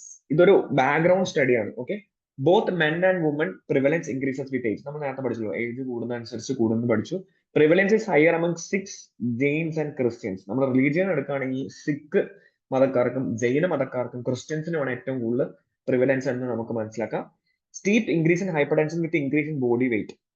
Body weight കൂടുന്നതനുസരിച്ച് ഹൈപ്പർ ടെൻഷൻ കൂടി വരും. 40% obese men and 28% obese woman. അതായത് obese ആയിട്ടുള്ള 40% ആൾക്കാരും ഹൈപ്പർ ടെൻസീവ് ആണ്. 40% ആണുങ്ങൾ ഹൈപ്പർ ടെൻസീവ് ആണ്. 28% പെണ്ണുങ്ങൾ ഹൈപ്പർ ടെൻസീവ് ആണെന്ന് പഠിച്ചു വെക്കുക. Prevalence among woman highest in Sikkim. സിക്കിമിലാണ് ഏറ്റവും കൂടുതൽ പ്രിവലൻസ് ഇൻ വുമൺ. മെന്നിൽ 45% പ്രിവലൻസ് ഉണ്ട് സിക്കിമിൽ, 15% ദാദ്ര ആൻഡ് നാഗർ ഹവേലി. ഇതൊക്കെല്ലാം ജസ്റ്റ് സ്റ്റാറ്റിസ്റ്റിക്സ് ആണ്, just for the sake of knowledge just വായിച്ചു വെക്കാനുള്ളതാണ്. നെക്സ്റ്റ്, ഇതും നിങ്ങളുടെ നിങ്ങളുടെ എക്സാം ആസ്പെക്ടിൽ ഇമ്പോർട്ടന്റ് പോയിന്റ് ആണ് ട്രാക്കിംഗ്. ഇത് ശ്രദ്ധിച്ചിരിക്കുക, കുറച്ച് മനസ്സിലാക്കാൻ കുറച്ച് ബുദ്ധിമുട്ടല്ല, എന്നാലും ഒന്ന് ശ്രദ്ധിച്ചിരിക്കേണ്ട പോയിന്റ് ആണ്. If blood pressure level of individuals are followed up over A period of years from early childhood into adult life, then those individuals who pressures were initially high would probably continue in the same track. മനസ്സിലായോ? ഇത് simple ആയിട്ട് explain ചെയ്യുന്നതാണ് next sentence. ചെറുപ്പത്തിൽ തൊട്ട് blood pressure track ചെയ്യുമ്പോൾ അത് കുറവായിരുന്നെങ്കിൽ അയാൾക്ക് ഭാവിയിലും കുറഞ്ഞ ബ്ലഡ് പ്രഷർ വരാനുള്ള സാധ്യതയുണ്ട്. അഗൈൻ വൈസ് വേഴ്സ, ചെറുപ്പത്തിൽ തന്നെ അയാളുടെ ബ്ലഡ് പ്രഷർ ഹൈ ആണെങ്കിൽ അയാൾ വലുതാവുമ്പോൾ അയാളുടെ ബ്ലഡ് പ്രഷർ ഹൈ ആവാൻ സാധ്യതയുണ്ട്. അതായത് ഒരേ ട്രാക്കിൽ തന്നെ ആയിരിക്കും അയാളുടെ ബ്ലഡ് പ്രഷർ എന്നാണ് എക്സ്പ്ലെയിൻ ചെയ്യുന്നത്. So in other words, low blood pressure level tends to remain low and high blood pressure tend to become higher. Low blood pressure ഉള്ള ആള് കുറഞ്ഞു വരാനും ഹൈ ബ്ലഡ് പ്രഷർ ഉള്ള ആൾക്ക് കൂടി വരാനും സാധ്യതയുണ്ടെന്നാണ് പറയുന്നത്, അയാൾ വളരുന്ന അനുസരിച്ച്. It is called as tracking. This phenomena persistent of rank order of blood pressure have been described as tracking. അപ്പോൾ ട്രാക്കിംഗ് ഏതിനകത്താണ് എക്സ്പ്ലെയിൻ ചെയ്തേക്കുന്നത് എന്ന് പറഞ്ഞാൽ അത് ഹൈപ്പർ ടെൻഷനിലാണ് എക്സ്പ്ലെയിൻ ചെയ്തേക്കുന്നതും. അതിന്റെ കൺസെപ്റ്റ് എന്താണെന്ന് വെച്ചാൽ, ചെറുപ്പത്തിൽ ലോ ബ്ലഡ് പ്രഷർ ഉള്ള ആൾക്ക് വളരുന്നതോളം അത് കുറഞ്ഞു വരാനും, ചെറുപ്പത്തിൽ ഹൈ ബ്ലഡ് പ്രഷർ ഉള്ള ആൾക്ക് അത് അയാൾ വളർന്നു വരും തോറും അത് കൂടി വരാനുള്ള സാധ്യതയുണ്ട് എന്നാണ് പറയുന്നത്. ഇതിന്റെ ഇമ്പോർട്ടൻസ് ആണ് ഇത് മനസ്സിലാക്കണ്ടേ. നമ്മൾ പ്രിവെൻഷൻ പഠിക്കുമ്പോൾ റിസ്ക് ഫാക്ടർ അല്ലെങ്കിൽ ഹൈ റിസ്ക് കാറ്റഗറി പഠിക്കുന്നില്ലേ. സോ ചെറുപ്പത്തിലെ ഹൈപ്പർ ടെൻഷൻ ഉള്ള ഒരാളാണെങ്കിൽ അല്ലെങ്കിൽ ബ്ലഡ് പ്രഷർ കൂടുതലുള്ള ഒരാളാണെങ്കിൽ നമുക്ക് എന്ത് മനസ്സിലാക്കാം, അയാൾ വലുതാവുമ്പോൾ അയാൾക്ക് ഹൈപ്പർ ടെൻഷൻ അല്ലെങ്കിൽ ബ്ലഡ് പ്രഷർ കൂടാനുള്ള സാധ്യതയുണ്ട്. So he should be given extra care. അയാൾക്ക് കുറച്ചും കൂടി എഡ്യൂക്കേഷനും അയാൾക്ക് കുറച്ചും കൂടി ഇത് തടയാനുള്ള കാര്യങ്ങളും പറഞ്ഞു കൊടുക്കണം, അല്ലെങ്കിൽ പ്രൈമറി പ്രിവെൻഷൻ അയാൾ ഇംപ്ലിമെന്റ് ചെയ്യണം എന്ന് നമുക്ക് ഇവിടുന്ന് മനസ്സിലാക്കാം. Okay, so this knowledge can be applied in identifying children and adolescent at risk. Risk ഉള്ള ഒരാൾക്ക് നമുക്ക് എന്താണ് കൊടുക്കേണ്ടത്? പ്രൈമറി പ്രിവെൻഷൻ ആണ് കൊടുക്കേണ്ടത്. ഓക്കെ, അത് മനസ്സിലാക്കാൻ വേണ്ടിയാണ് ഈ ട്രാക്കിംഗ് എന്ന് പറയുന്ന കൺസെപ്റ്റ് ഇമ്പോർട്ടന്റ് ആയിട്ട് മനസ്സിലാക്കി വെക്കേണ്ടത്. I hope it is clear. Next നമ്മൾ കുറച്ചുകൂടി സിമ്പിൾ ആയിട്ടുള്ള ഫാക്ടേഴ്സിലേക്ക് കിടക്കുകയാണ്. എന്തൊക്കെയാണ് റിസ്ക് ഫാക്ടർ? ഹൈപ്പർ ടെൻഷൻ വരാനുള്ള റിസ്ക് ഫാക്ടർ എന്തൊക്കെയാണെന്നുള്ളതാണ്. നമുക്കറിയാം, റിസ്ക് ഫാക്ടേഴ്സിനെ നമ്മൾ രണ്ടായി തരംതിരിച്ചിട്ടുണ്ട്. നോൺ മോഡിഫയബിൾ റിസ്ക് ഫാക്ടേഴ്സും മോഡിഫയബിൾ റിസ്ക് ഫാക്ടേഴ്സും. എന്താണ് നോൺ മോഡിഫയബിൾ? നമുക്ക് മാറ്റാൻ സാധിക്കാത്ത കാരണങ്ങളെയാണ് നമ്മൾ നോൺ മോഡിഫയബിൾ റിസ്ക് ഫാക്ടേഴ്സ് എന്ന് പറയാം. കാരണം age, one is age, next is sex, next is genetic factors and ethnicity. അപ്പോൾ ഏജ് നമ്മൾ നേരത്തെ പഠിച്ചു, blood pressure rises with age. Age കൂടുന്നതനുസരിച്ച് നമ്മുടെ ബ്ലഡ് പ്രഷറും കൂടി കൂടി വരും. ബോത്ത് സെക്സസ്, മെയിലിനും ഫീമെയിലിനും കൂടും എന്നാണ് നമ്മൾ പഠിച്ചത്. ബട്ട് സെക്സിന്റെ കാര്യം പഠിക്കുമ്പോൾ next sex, early in life there is little evidence of difference in blood pressure between sexes. However, in adolescence men display higher average level. അതായത് ചെറുപ്പകാലത്ത് ഏർലി ലൈഫിൽ വലിയ ഡിഫറൻസ് ഒന്നുമില്ല, മെയിലിന് ഫീമെയിലിന് ഓൾമോസ്റ്റ് സിമിലർ പ്രിവലൻസ് ആണ്. ബട്ട് അഡോൾസെന്റ് സ്റ്റേജ് അല്ലെങ്കിൽ പ്രായം കൂടുന്നോറും men display higher average level. അപ്പോൾ പ്രായം കൂടുന്നോറും ആണുങ്ങൾക്കാണ് ബ്ലഡ് പ്രഷർ വരാനുള്ള സാധ്യത കൂടുതൽ. Next genetic factor. Genetic factor നമുക്കറിയാം, അച്ഛനും അമ്മയ്ക്കും ബ്ലഡ് പ്രഷർ ഉണ്ടെങ്കിൽ കുട്ടികൾക്കും ബ്ലഡ് പ്രഷർ വരാനുള്ള സാധ്യത കൂടുതലാണ്. അതിന് പോളിജെനിക് എന്നാണ് നമ്മൾ പറയുന്നത്. ട്വിൻ സ്റ്റഡി എന്നൊക്കെ പറയും. അതായത് ഒരു ട്വിൻസ് ഉണ്ടാവുകയാണെങ്കിൽ അവർക്ക് രണ്ടുപേർക്കും ഒരേപോലെ വരാനുള്ള സാധ്യത ഉണ്ടെന്നാണ് പറയുന്നത്. അതിനാണ് ട്വിൻ സ്റ്റഡി എന്ന് പറയുന്നത്. അത്രയും ഡീപ്പായിട്ട് പഠിക്കേണ്ട, ജസ്റ്റ് മനസ്സിലാക്കുക ഇത് ജനറ്റിക്കലി ട്രാൻസ്ഫർ ആവുന്ന ഒരു ഡിസീസ് ആണ്. അപ്പൊ നമുക്കറിയാം ഷുഗർ ആയാലും ഡയബറ്റീസ് ആയാലും ഹൈപ്പർ ടെൻഷൻ ആയാലും അല്ലെങ്കിൽ കൊളസ്ട്രീമിയ ആയാലും എല്ലാം നമുക്ക് പാരമ്പര്യമായിട്ട് കിട്ടുന്ന ഒന്നാണ്. അതുപോലെ തന്നെ ഇതും പാരമ്പര്യമായിട്ട് കിട്ടുന്ന ഒന്നാണ്, മനസ്സിലാക്കി വെക്കാം. It is hyper tension. Ethnicity, important point. Population studies have consistently revealed high blood pressure levels in black communities and other ethnic groups. അതായത് black Americans of African origin have demonstrated higher blood pressure than whites. അപ്പൊ മനസ്സിലാക്കുക, black ആയിട്ടുള്ള അല്ലെങ്കിൽ black skin tone ഉള്ള ആൾക്കാർക്ക് higher blood pressure ആയിരിക്കും. അതിൽ നിന്ന് നമ്മൾ എന്താണ് മനസ്സിലാക്കേണ്ടത്? നമ്മൾ അങ്ങനത്തെ ആൾക്കാരെ, അതായത് ഒരേ ഏരിയയിൽ കുറച്ച് ബ്ലാക്സും അമേരിക്കൻ ബ്ലാക്സും ആഫ്രിക്കൻ ബോൺ ആയിട്ടുള്ള ആൾക്കാരും അമേരിക്കൻ ബോൺ ആയിട്ടുള്ള ആൾക്കാരും ഉണ്ടെങ്കിൽ അവർ ബ്ലഡ് പ്രഷർ നോക്കുകയാണെങ്കിൽ ആഫ്രിക്കൻ ബോൺ അമേരിക്കൻസിന് കുറച്ച് ബ്ലഡ് പ്രഷർ കൂടുതലായിരിക്കും.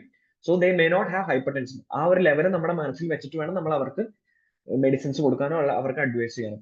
വൈറ്റ്സിന് ജനറലി കുറച്ച് കുറവാണെന്നും അതായത് ബ്ലാക്ക് കമ്മ്യൂണിറ്റിയിലുള്ള ആൾക്കാർക്ക് കുറച്ച് പ്രഷർ കൂടുതലാണ് എന്ന് നമ്മൾ മനസ്സിലാക്കി വെക്കണം. Okay, next is modifiable risk factor, അല്ലെങ്കിൽ നമ്മളെ കൊണ്ട് മാറ്റാൻ പറ്റുന്ന കാര്യങ്ങളാണ് നമ്മൾ മോഡിഫയബിൾ റിസ്ക് ഫാക്ടർ എന്ന് പറയുന്നത്. ഒബേസിറ്റി, നേരത്തെ പറഞ്ഞു, greater the weight gain the greater the risk of blood pressure. നമ്മുടെ വെയിറ്റ് കൂടുന്ന അനുസരിച്ച് നമ്മുടെ ബ്ലഡ് പ്രഷർ കൂടിക്കൊണ്ടിരിക്കും. സോ ബി പി ഉള്ള ആളാണെങ്കിൽ വെയിറ്റ് റിഡക്ഷൻ ചെയ്യുക എന്നുള്ളതാണ് ബ്ലഡ് പ്രഷറിനെ ടാക്കിൾ ചെയ്യാനുള്ള ഒരു വഴി. So it is important. Salt intake നമുക്കറിയാം, ജനറൽ ആയിട്ട് ഉപ്പ് കഴിക്കരുത് എന്ന് നമ്മൾ പറയും ഹൈ ബ്ലഡ് പ്രഷർ ഉള്ള ആൾക്കാർ. സോ സോഡിയം ക്ലോറൈഡ് ചെല്ലുമ്പോൾ ബ്ലഡ് പ്രഷർ കൂടാനുള്ള സാധ്യതയുണ്ട്. Saturated fat rises the blood pressure as well as serum cholesterol. നമ്മൾ എപ്പോഴും പറയുന്നതാണ്, സാച്ചുറേറ്റഡ് ഫാറ്റ് എന്ന് പറയുന്നത് ഹാർംഫുൾ ടു ഹെൽത്ത്. കാരണം എന്താണ്? അത് കൊളസ്ട്രോളും കൂട്ടും ബ്ലഡ് പ്രഷറും കൂട്ടും. അപ്പൊ നമ്മൾ എന്താണ് കഴിക്കേണ്ടത്? അൺസാച്ചുറേറ്റഡ് ഫാറ്റി ആസിഡ്സ് ആണ് കഴിക്കേണ്ടത്. Okay, so dietary fibres is inversely proportional. What is the meaning of inversely proportional? Dietary fibre എത്രത്തോളം കഴിക്കുന്നു അത്രത്തോളം ബ്ലഡ് പ്രഷർ കുറയും. Okay, saturated fat is directly proportional. Saturated fat കൂടുതൽ കഴിച്ചാൽ പ്രഷർ കൂടും. Dietary fibre is inversely proportional. So dietary fibre കൂടുതൽ കഴിക്കുകയാണെങ്കിൽ blood pressure കുറയും. Next is alcohol. ആൽക്കഹോൾ കൂടുന്നതനുസരിച്ച്, ആൽക്കഹോളിന്റെ കൺസപ്ഷൻ കൂടുന്നതനുസരിച്ച് ബ്ലഡ് പ്രഷർ കൂടും. Heart rate, so heart rate കൂടുതലുള്ള ആളാണെങ്കിൽ അയാൾക്കും ബ്ലഡ് പ്രഷർ കൂടാനുള്ള സാധ്യതയാണ്. Next point is physical activity. Physical activity by reducing body weight may have indirect effect on blood pressure. Physical activity ചെയ്യുന്നതുകൊണ്ട് ഡയറക്റ്റ് ബ്ലഡ് പ്രഷർ കുറയ്ക്കില്ല, but physical activity ചെയ്യുമ്പോൾ നമ്മുടെ B പിയും കൊളസ്ട്രോൾ എല്ലാം കുറയും.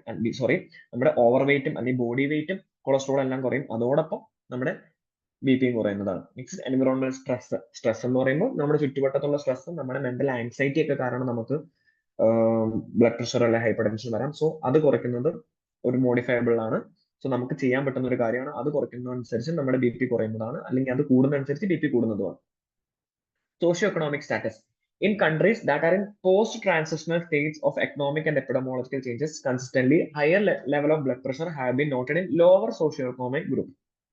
Then, however, in societies that are transitional, pre-transitional, higher prevalence of hypertension have been noted in upper socio-economic group. ഇത് simple ആയിട്ട് പറഞ്ഞുതരാം.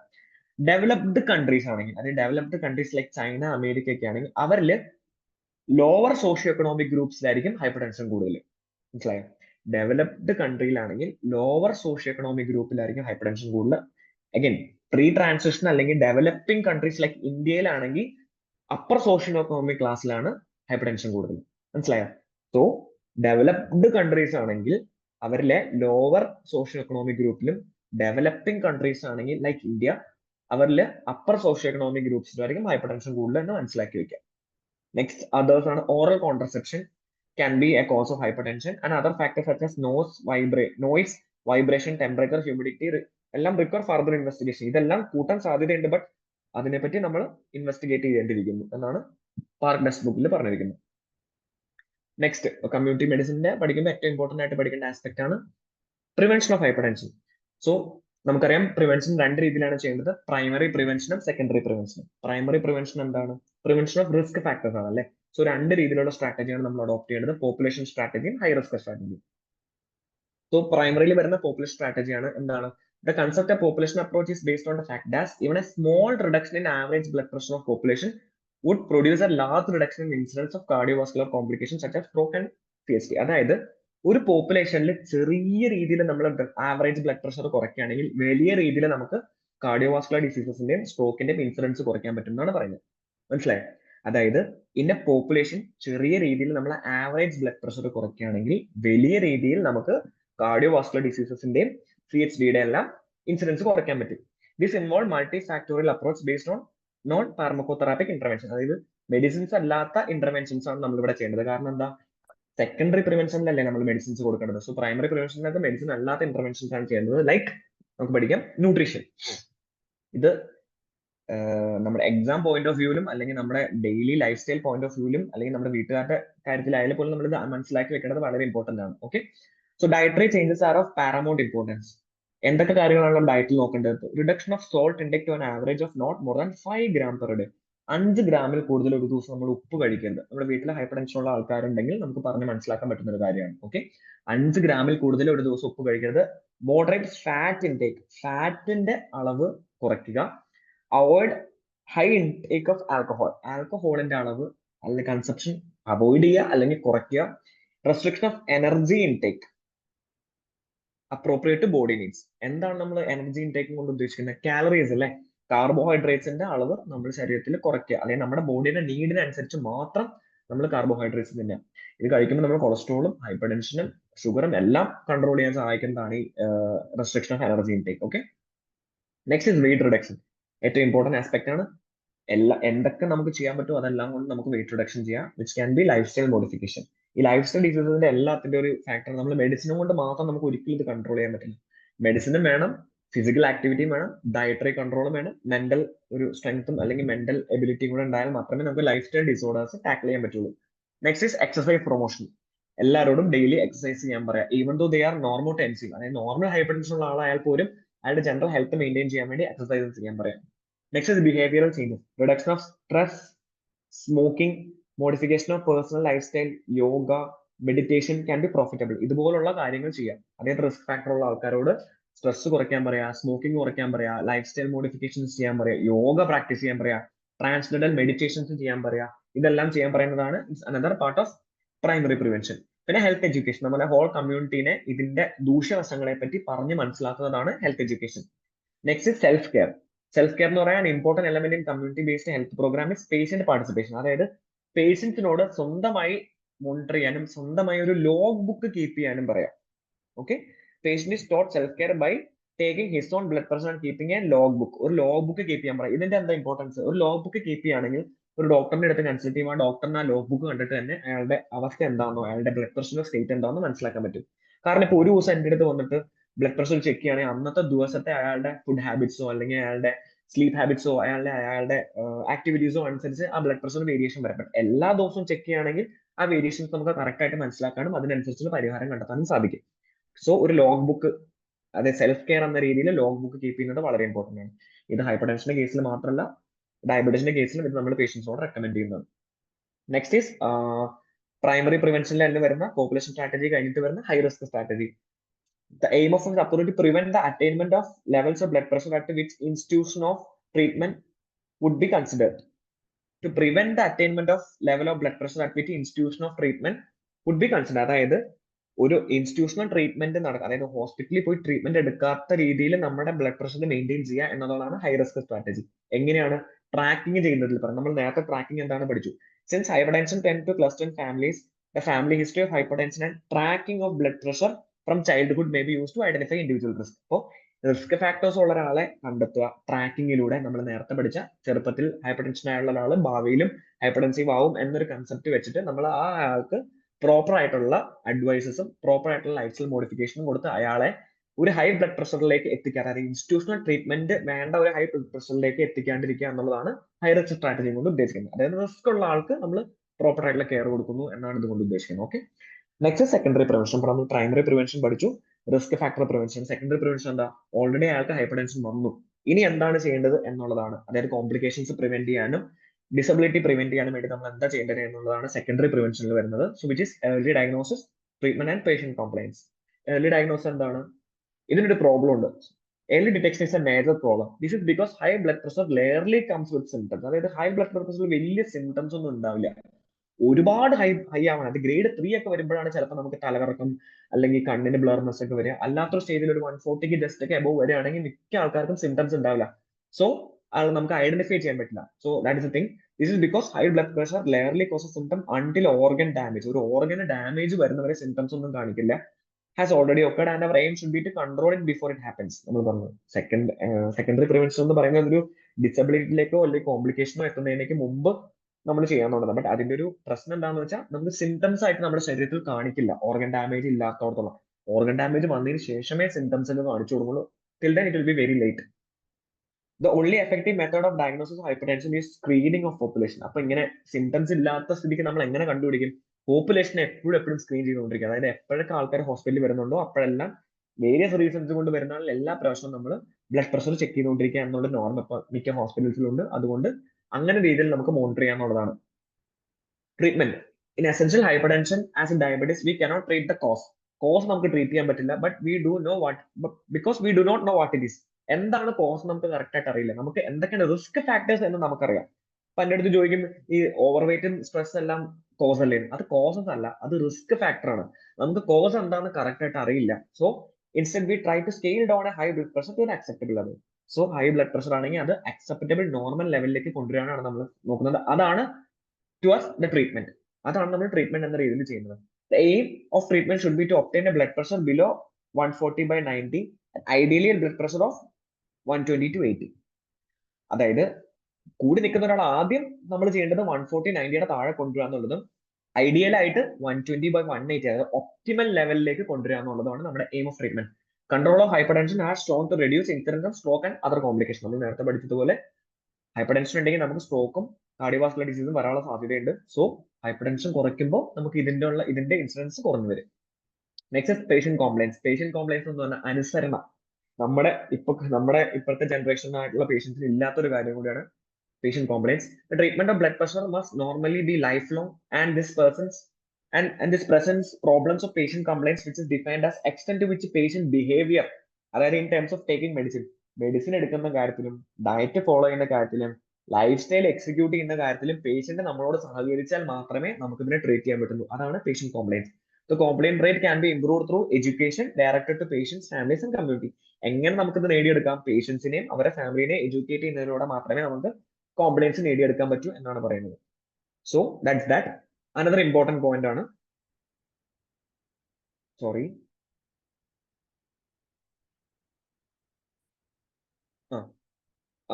എന്തൊക്കെ മോഡിഫിക്കേഷൻസ് ആണ് നമ്മൾ ചെയ്യേണ്ടത് എന്നുള്ളതാണ് ഈ പോയിന്റ്. സോ വെയിറ്റ് റിഡക്ഷൻ നമ്മൾ എന്താണ് ചെയ്യേണ്ടത്? Maintain normal body weight. അതായത് first point is weight reduction. അതിനകത്ത് നമുക്കറിയാം എത്രയാണ് നോർമൽ BMI? 18.5 to 24.9 ആണ് നോർമൽ BMI. ആ BMIയിൽ നമ്മൾ വെയിറ്റ് മെയിൻറ്റെയിൻ ചെയ്യുക എന്നുള്ളതാണ് ഫസ്റ്റ് തിങ് ഓഫ് മോഡിഫിക്കേഷൻ. എങ്ങനെയാണ് പറയുന്നത്? 5 to 10 mm Hg per 10 kilo body weight loss. അതായത് ഒരു ഓവർ വെയിറ്റ് ഉള്ള ഒരാൾക്ക് 10 കിലോ കുറയുകയാണെങ്കിൽ അയാൾക്ക് 5 തൊട്ട് 20 mm Hg വരെ ബ്ലഡ് പ്രഷർ കുറയുന്നതാണ് പറഞ്ഞത്. മനസ്സിലായോ? സോ നമ്മുടെ ഫസ്റ്റ് പോയിന്റ് ആണ് വെയിറ്റ് റിഡക്ഷൻ. വെയിറ്റ് റിഡക്ഷൻ എങ്ങനെയാണ് സഹായിക്കുന്നതെന്ന് വെച്ചാൽ 10 കിലോ ഒരാളുടെ ഓവർ വെയിറ്റ് ഉള്ള അല്ലെങ്കിൽ ഒബേസിറ്റി ഉള്ള ഒരാളുടെ 10 കിലോ കുറയുകയാണെങ്കിൽ അയാളുടെ 5 തൊട്ട് 20 mm Hg വരെ ബ്ലഡ് പ്രഷർ കുറയും എന്നാണ് പറയുന്നത്. In both systolic and diastolic. Okay. Next is another important point, adopting DASH eating plan. എന്താണ് ഡാഷ് എന്ന് ചോദിച്ചാൽ നിങ്ങൾക്ക് മനസ്സിലാവണം. DASH is dietary approach to stop hypertension. DASH, dietary approach to stop hyper ടെൻഷനാണ് നമ്മൾ ഡാഷ് എന്ന് വിളിക്കുന്നത്. എന്താണ് നമ്മൾ നേരത്തെ പഠിച്ചില്ലേ? സോൾട്ട് ഇൻടേക്ക് റിഡ്യൂസ് ചെയ്യുക, സാച്ചുറേറ്റഡ് ഫാറ്റി ആസിഡ്സ് കുറയ്ക്കുക, കാലറി ഇൻടേക്ക് കുറയ്ക്കുക എന്നുള്ളതാണ് ഡയറ്റിൽ വരുന്നത്. ഇവിടെ പറഞ്ഞിരിക്കുന്നത് consume diet rich in fruits, vegetables, low fat dairy products with reduced content of saturated fat and total fat. നമ്മൾ ഡയറ്ററി റെസ്ട്രിക്ഷൻസ് പ്രോപ്പർ ആയിട്ട് ചെയ്യാം. ഹൈപ്പർ ടെൻഷന് സജസ്റ്റഡ് ആയിട്ടുള്ള ഡയറ്ററി റെസ്ട്രിക്ഷൻസ് ചെയ്യാനുള്ളതാണ്. ഇത് ചെയ്യുന്നിടത്തോളം എന്ത് പറ്റും? 8 to 14 mm Hg റിഡക്ഷൻ കൊണ്ടുവരാൻ നമുക്ക് സാധിക്കും. അപ്പൊ 10 കിലോ വെയിറ്റ് കുറച്ചാൽ 5 to 10 mmHg കുറയ്ക്കാൻ പറ്റും.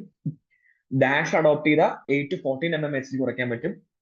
Next is dietary sodium reduction. നമ്മൾ കഴിക്കുന്ന സോഡിയത്തിന്റെ അളവ് കുറയ്ക്കുകയാണെങ്കിൽ 2 to 8 mmHg വരെ നമുക്ക് ബ്ലഡ് പ്രഷർ കുറയ്ക്കാൻ പറ്റും. അതായത് reduce dietary intake of sodium to not more than 2.7 gram of sodium and 6 gram of sodium chloride. അതായത് 6 ഗ്രാമിൽ കുറവ് ആണെങ്കിൽ, സോറി അതിനകത്ത് മെസ്സേജ് വന്നു, സോറി, 6 ഗ്രാമിൽ കൂടുതൽ സോഡിയം ക്ലോറൈഡ് കഴിക്കുകയാണെങ്കിൽ നമുക്ക് 2 to 8 mmHg വരെ നമുക്ക് നമ്മുടെ സിസ്റ്റോളിക് ബ്ലഡ് പ്രഷർ കുറയ്ക്കാൻ പറ്റും എന്നാണ് പറയുന്നത്. Okay, next is physical activity. Engage in regular aerobic physical activity such as brisk walking can reduce 4 to 9 mmHg of systolic blood pressure. Okay, അപ്പോൾ റെഗുലർ ആയിട്ട് ഫിസിക്കൽ ആക്ടിവിറ്റി ചെയ്യുന്ന ഒരാളാണെങ്കിൽ അയാൾക്ക് 4 to 9 mmHg വരെ സിസ്റ്റോളിക് ബ്ലഡ് പ്രഷർ കുറയ്ക്കാൻ പറ്റുമെന്നാണ് പറയുന്നത്. Moderate alcohol consumption, alcohol consume ചെയ്യുന്ന ഒരാളാണെങ്കിൽ അത് നിർത്തുന്നതോടെ limit consumption or not more than 2 drinks per day. അതായത് ലിമിറ്റ് ചെയ്യുക, അവോയ്ഡ് ചെയ്യുന്നതാണ് ഏറ്റവും ബെസ്റ്റ്. അല്ലെങ്കിൽ ലിമിറ്റ് ചെയ്യുകയാണെങ്കിൽ അയാൾക്ക് 2 to 4 mmHg വരെ ബ്ലഡ് പ്രഷർ കുറയ്ക്കാൻ പറ്റും എന്നാണ് പറയുന്നത്. സോ നമുക്ക് ഇതിൽ നിന്ന് എന്ത് മനസ്സിലാക്കാം? ഇപ്പൊ ഒരു ഹൈപ്പർടെൻസീവ് ആയിട്ടുള്ള പേഷ്യൻസ് ആണെങ്കിൽ നമുക്ക് അയാളുടെ വെയിറ്റ് റിഡക്ഷൻ കൊണ്ട് 5 to 20 mmHg സിസ്റ്റോളിക് കുറയ്ക്കാം. ഡാഷ് അഡോപ്റ്റ് ചെയ്യുന്നതുകൊണ്ട് 10 to 14 mmHg കുറയ്ക്കാം. സോഡിയം, അതായത് ഉപ്പിന്റെ അളവ് കുറയ്ക്കുന്നതുകൊണ്ട് 2 to 8 mmHg കുറയ്ക്കാം. ഫിസിക്കൽ ആക്ടിവിറ്റി ചെയ്യുന്നതുകൊണ്ട് 4 to 9 mmHg കുറയ്ക്കാം. വെള്ളം അടിക്കുന്ന ആളാണെങ്കിൽ അല്ലെങ്കിൽ ലിക്വിഡ് കൺസ്യൂം ചെയ്യുന്ന ആളാണെങ്കിൽ അത് കുറയ്ക്കുന്നത് 2 to 4 mmHg. അപ്പൊ നമുക്ക് കുറയ്ക്കാനുള്ള മെത്തേഡ്സ് നമുക്ക് ഇതിൽ നിന്ന് മനസ്സിലാക്കാം. ഇതിൽ ഏറ്റവും നിങ്ങൾക്ക് ഏറ്റവും ഇമ്പോർട്ടന്റ് ആയിട്ട് പഠിക്കുന്നതാണ് ഡാഷ് ആണ്, dietary approach to hypertension. DASH എന്ന് പറയുന്ന കൺസെപ്റ്റ് എവിടെയാണ് പറഞ്ഞേക്കുന്നത്? ഹൈപ്പർ ടെൻഷനിലാണ് പറഞ്ഞേക്കുന്നതെന്ന് മനസ്സിലാക്കിയെടുക്കുക. ഇതുപോലെ തന്നെ വേറൊരു കാര്യം ഓർത്തിരിക്കണം, റൂൾ ഓഫ് ഹാഫും ഐസ്ബർഗ് ഫിനോമിനും പറഞ്ഞിരിക്കുന്നതും ഹൈപ്പർ ടെൻഷനിലാണെന്നുള്ളത് മനസ്സിലാക്കി വെക്കുക. ഓക്കെ, അപ്പൊ ഇത്രയാണ് നമ്മുടെ ടോപ്പിക് ആയിട്ട് പഠിക്കാനുള്ളത്. So will move on to questions. First question, which combination of systolic and diastolic pressure tells a person has grade 1 hypertension? ഇതിൽ ഏതിലാണ് നമ്മൾ ഗ്രേഡ് 1 ഹൈപ്പർടെൻഷൻ ആണെന്ന് പറയുന്നത്? Less than 120 mmHg systolic, less than 80 mm ആണോ? അതേതാ? Optimal അല്ലേ? Next is 120 to 139 mmHg systolic and 80 to 89 mmHg. അതെന്താ? Okay, answer is C ആണ്. 140 to 159 mmHg systolic and 90 to 99 mmHg diastolic. Option C is the answer. Grade 1 ആണ്. അപ്പൊ നമ്മൾ മനസ്സിലാക്കേണ്ടത് grade വെച്ചിട്ട് വേണം ഹൈപ്പർ ടെൻഷൻ പഠിക്കാൻ. 140നും 90നും മുകളിൽ ഹൈപ്പർ ടെൻഷൻ പഠിച്ചാൽ പോരാ, ഗ്രേഡ് 1ഉം 2ഉം 3ഉം പ്രോപ്പർ ആയിട്ട് പഠിക്കുക എന്നുള്ളതാണ്. 160 mmHg മോർ ദാൻ 100 mmHg എന്ന് പറയുന്നത് ഏതാ? അതില്ല, മനസ്സിലായത്. രണ്ട് കാറ്റഗറിയിൽ വരുന്നതാണ്. മനസ്സിലായി, നമ്മൾ നേരത്തെ ഒരെണ്ണം പഠിച്ചായിരുന്നു. രണ്ടെണ്ണം ഡിഫറെന്റ് കാറ്റഗറിയിൽ വരുന്നതാണ് ഏറ്റവും കൂടിയ കാറ്റഗറി എടുക്കുന്നത്. അപ്പൊ നമ്മൾ 160 മാത്രമേ ഇതിനകത്ത് എടുത്താൽ മതി. Okay, which is grade 3. Which of the factors can increase the risk of hypertension? Family history, obesity, physical activity, all the above. Simple question. ഏതൊക്കെ ഫാക്ടേഴ്സ് ആണ് increase risk of hyper tension? All the above. All the above. ഈ എല്ലാ കാരണങ്ങളും നമുക്ക് hyper tension ഉണ്ടാവാനുള്ള സാധ്യത കൂട്ടുന്നു. Which of the following non-communicable disease is a common predictor of coronary heart disease? Coronary heart disease ഏറ്റവും കൂടുതൽ ഉണ്ടാക്കുന്ന ഡിസീസ് ഏതാണ്? Again answer is D. ഇത് നിങ്ങൾക്ക് എളുപ്പമായിട്ട് തോന്നുന്നത് എന്തുകൊണ്ടാണ്? നമ്മൾ ഇന്ന് ഹൈപ്പർ ടെൻഷൻ പഠിച്ചത് കൊണ്ടാണ് ഈ ക്വസ്റ്റ്യൻ ചോദിക്കുമ്പോൾ നമുക്ക് എപ്പോഴും ഹൈപ്പർ ടെൻഷൻ തന്നെ ആൻസർ കറക്റ്റ് വരുന്നത്. കാരണം ഹൈപ്പർ ടെൻഷന്റെ ടോപ്പിക്സ് ആണോ. ഇതെല്ലാം പഠിച്ചു കഴിയുമ്പോൾ ഇങ്ങനെ ടോപ്പിക് വരുമ്പോൾ നിങ്ങൾ എപ്പോഴും കൺഫ്യൂഷൻ അടിക്കും. കാരണം ഒരുപാട് ഡിസീസസ് കൊറോണറി ഹാർട്ട് ഡിസീസ് ഉണ്ടാക്കുന്നുണ്ട്. അപ്പൊ അതിനകത്ത് ഏതാണ് സ്പെസിഫിക് എന്നുള്ളത് ഓപ്ഷനിൽ ഉണ്ടോ എന്നുള്ളത് നോക്കണം. ഇനി വേറെ ഓപ്ഷൻസിൽ ഇതല്ലാണ്ട് എ ഓർ ബി ചിലപ്പോൾ ഓപ്ഷൻ വരികയാണെങ്കിൽ ആ രണ്ടാമത്തെ ഓപ്ഷനും കൊറോണറി ഹാർട്ട് ഡിസീസ് ഉണ്ടാക്കുന്നുണ്ടോ എന്ന് നമ്മൾ ശ്രദ്ധിക്കണം. അങ്ങനെ ശ്രദ്ധിച്ചിട്ട് വേണം ആൻസർ എഴുതാൻ. ചാടി കയറി എക്സാമിന് എഴുതുമ്പോൾ ആൻസേഴ്സ് കുത്തരുത്. എല്ലാ ഓപ്ഷൻസും പ്രോപ്പർ ആയിട്ട് വായിച്ചിട്ട് റൂൾ ഔട്ട് ചെയ്തിട്ട് വേണം ആൻസർ ചെയ്യാൻ. ഓക്കെ, രണ്ട് രീതിയുണ്ട് ആൻസർ ചെയ്യാൻ വേണ്ടി. ഒന്ന് നമുക്ക് കറക്റ്റ് ആൻസർ പിക്ക് ചെയ്യാം, അല്ലെങ്കിൽ നമുക്ക് തെറ്റ് ആൻസർ റൂൾ ഔട്ട് ചെയ്യാം. രണ്ട് രീതിയിലും വേണം നമ്മൾ കോമ്പറ്റേറ്റീവ് എക്സാംസ് അറ്റൻഡ് ചെയ്യാൻ. Okay, which of the following organs are affected by hypertension? Heart, brain, kidney, all the above. ഇതിൽ ചെറിയ കൺഫ്യൂഷൻ വരാൻ സാധ്യതയുണ്ട്. നമ്മൾ എപ്പോഴും പഠിച്ചത് ഹേർട്ട് എന്നല്ലേ? അല്ല, ഓൾ ദി അബോവ് ആണ് ഇവിടെ ആൻസർ വരുന്നത്. Okay, all the above. കാരണം ഇത് ഞാൻ പറഞ്ഞില്ല, കൺഫ്യൂസിങ് ക്വസ്റ്റൻ ആണ്. നമ്മൾ എപ്പോഴും പഠിച്ചത് കൊറോണറി ഹാർട്ട് കാർഡിയോവാസ്കുലർ ഡിസീസ് ഉണ്ടാക്കും, കാർഡിയോവാസ്കുലർ ഡിസീസ് ഉണ്ടാക്കുന്നതാണ്. അപ്പോൾ നമ്മൾ ഹേർട്ട് മാത്രം ആൻസർ കുത്താനുള്ള ഒരു സാധ്യതയുണ്ട്. അതല്ല, ഹേർട്ടിനും ബ്രെയിനും കിഡ്നിനും ഉണ്ടാകും. കാരണം എന്താണെന്നറിയോ? നമ്മൾ സ്ട്രോക്ക് പഠിച്ചപ്പോൾ നമ്മൾ പഠിച്ചായിരുന്നു, ഹൈപ്പർ ടെൻഷൻ കൂടുമ്പോൾ എന്ത് പറ്റും? ഹെമറേജ് പറ്റാനുള്ള സാധ്യതയുണ്ട്, ബ്രെയിനിന് ഡാമേജ് വരാനുള്ള സാധ്യതയുണ്ട്. വീണ്ടും ഹൈപ്പർ ടെൻഷൻ കൂടുമ്പോൾ കിഡ്നിയുടെ ഫിൽട്രേഷൻ റേറ്റ് ഒക്കെ കൂടി നമുക്ക് കിഡ്നിക്ക് ഡാമേജ് വരാനുള്ള, ഹൈഡ്രോനെഫ്രൈറ്റിസ് ഒക്കെ വരാനുള്ള സാധ്യതയുണ്ട്.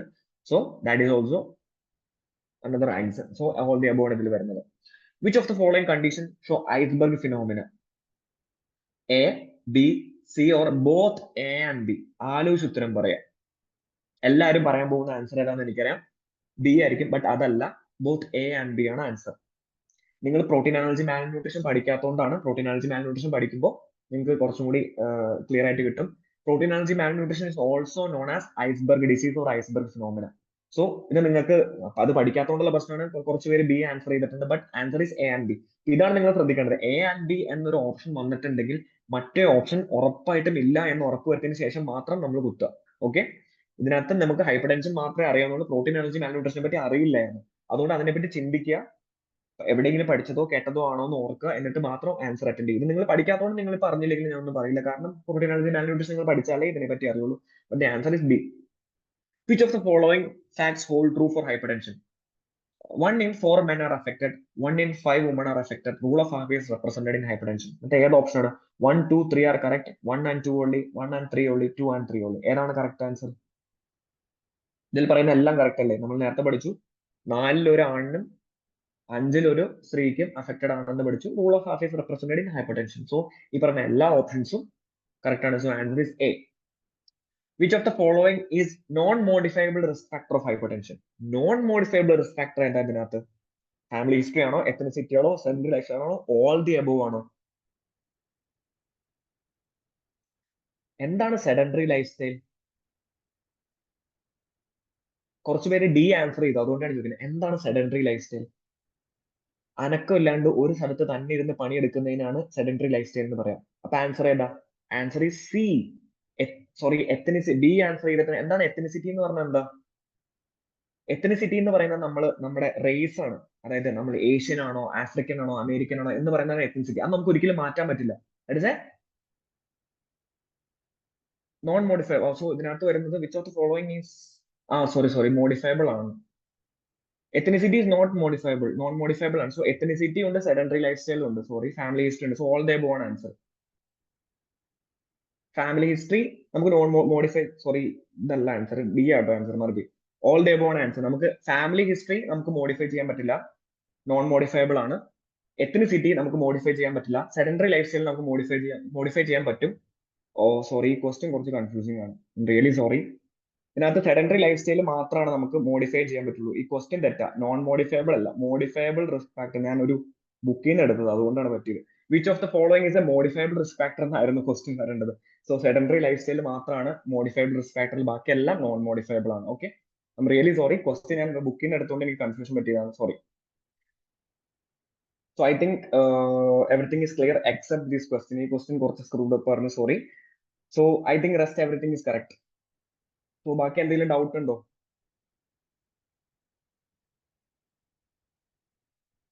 എന്തെങ്കിലും ഡൗട്ട്സ് ഉണ്ടെങ്കിൽ ചോദിക്കാം.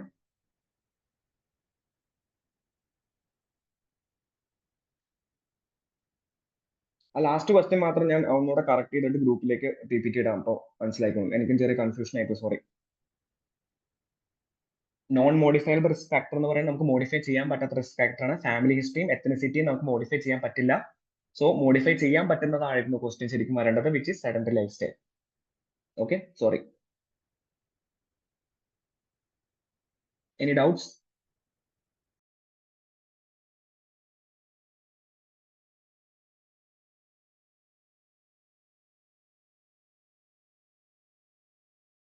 ലാസ്റ്റ് ക്വസ്റ്റിന് കൺഫ്യൂഷൻ മാറിയെന്ന് ഞാൻ വിശ്വസിക്കുന്നു. ഓക്കെ, ആ ക്വസ്റ്റ്യന് ചെറിയൊരു മിസ്റ്റേക്ക് വന്നതാണ്, അതുകൊണ്ടാണ് ഞാൻ കൺഫ്യൂസ്ഡ് ആയി പോയത്.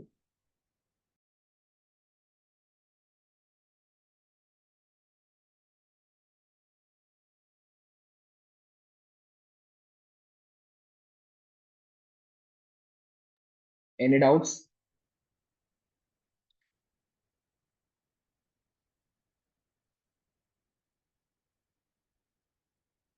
യെസ്, സെഡന്ററി ലൈഫ് സ്റ്റൈൽ മാത്രമാണ് മോഡിഫൈബിൾ. അപ്പൊ ക്വസ്റ്റ്യൻ തെറ്റായിരുന്നു. Question non modifiable risk factor എന്നായിരുന്നു. ക്വസ്റ്റ്യനകത്ത് ശരിക്കും മോഡിഫൈബിൾ റിസ്ക് ഫാക്ടർ എന്തായിരുന്നായിരുന്നു വരേണ്ടത്. അതാണ് ആ ക്വസ്റ്റ്യന്റെ മിസ്റ്റേക്ക്. ഞാൻ ഇവിടുന്ന് കോപ്പി പേസ്റ്റ് ചെയ്തപ്പോൾ പറ്റിപ്പോയതാ. Thank you for posting picture. So ഇതിനകത്ത് നിങ്ങൾ പഠിക്കേണ്ട മെയിൻ സാധനങ്ങൾ ഞാൻ ജസ്റ്റ് ഒന്ന് ഫ്രഷ് അപ്പ് ചെയ്യാം. ഇതിനകത്ത് ഏറ്റവും കൂടുതൽ നിങ്ങൾക്ക് ക്വസ്റ്റ്യൻ ആയിട്ട് വരുന്ന 4-5 സാധനങ്ങളുണ്ട്. ഒന്ന് ക്ലാസിഫിക്കേഷൻ ഓഫ് മെഷർമെന്റ്സ്, അത് വ്യക്തമായി വൃത്തിയായി മനസ്സിരുത്തി പഠിക്കുക. എന്താണ് ഐസൊലേറ്റഡ് ഹൈപ്പർ ടെൻഷൻ എന്ന് പഠിക്കുക. മൂന്നാമത്തത് എന്താണ് ട്രാക്കിംഗ് എന്ന് പഠിക്കുക. നാലാമത്തത് ഡാഷ് എന്താണെന്ന് പഠിക്കുക. 5 റൂൾ ഓഫ് ഹാഫ്സ് എന്താണെന്ന് പഠിക്കുക. ഓക്കെ, ഇത്ര സാധനങ്ങളാണ് നിങ്ങൾക്ക് ആസ് എ ക്വസ്റ്റ്യൻ നിങ്ങൾക്ക് ചോദിക്കാൻ സാധ്യതയുള്ളൂ. ബാക്കിയെല്ലാം പ്രിവിലൻസ് എല്ലാം കമ്മ്യൂണിറ്റി മെഡിസിൻ ആയതുകൊണ്ട് ഞാൻ എടുത്തതാണ്. കാരണം എന്തിന് വേണേലും കമ്മ്യൂണിറ്റി മെഡിസിൻ ക്വസ്റ്റ്യൻ ചോദിക്കാം. ഞങ്ങൾക്കൊക്കെ ക്വസ്റ്റ്യൻ എൻട്രൻസ് പോയിന്റിൽ നമുക്ക് ക്വസ്റ്റ്യൻ ചോദിക്കാറുണ്ട്, പ്രിവലൻസ് എത്രയാണെന്നൊക്കെ പറഞ്ഞിട്ട്. അപ്പോൾ അത് ചോദിക്കാനുള്ള സാധ്യതയുണ്ട്. ബട്ട് ഇമ്പോർട്ടന്റ് ആയി പഠിക്കേണ്ടത് ഈ കാര്യങ്ങളാണ്. പിന്നെ എപ്പോഴത്തെ പോലെ പാർക്ക് ടെക്സ്റ്റ് ബുക്ക് എടുത്ത് വൃത്തിയായി ഒന്നും കൂടെ വായിക്കണം. ക്ലാസ് മാത്രം കേട്ടാൽ പോരാ, PPT മാത്രം കണ്ടാൽ പോരാ. പാർക്ക് ടെക്സ്റ്റ് ബുക്ക് എടുത്ത് വൃത്തിയായി വായിച്ചിട്ട് വേണം ക്വസ്റ്റ്യൻസ് ഒന്നും കൂടി നോക്കാൻ. So I think that's enough for today. നമുക്ക് വൈൻഡ് അപ്പ് ചെയ്യാലോ അല്ലേ?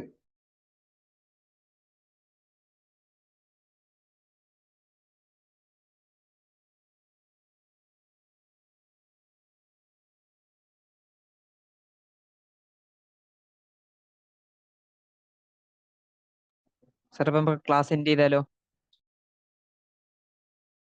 ഓക്കെ.